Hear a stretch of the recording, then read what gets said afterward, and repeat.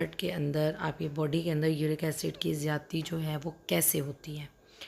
आज की इस शॉर्ट क्लिप के अंदर जस्ट आप लोगों के साथ एक नुस्खा शेयर करूंगी जो कि बहुत आसान है, जिसको बनाना बहुत ज़्यादा आसान है। तो उसके लिए आप लोग एक चीज़ नोट कर लीजिए कि दो इंग्रेडिएंट्स हैं जिसकी आपको ज़रूरत है। एक तो है जी सुहागा और दूसरा है मुलट्ठी।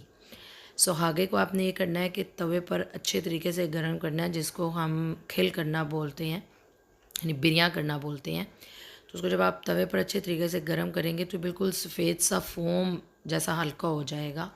तो जिस वक्त ये फ़ोम की तरह से हल्का सा हो जाए तो आपने इसका सफ़ूफ़ तैयार कर लेना है। जितना भी इसका सफ़ूफ़ हो उसका वज़न करें। उस सफ़ूफ़ का जितना वज़न होगा उसके अंदर उतनी ही हम वज़न आप लोगों ने मुलट्ठी का पाउडर जो सा है उसके अंदर मिक्स कर लेना है।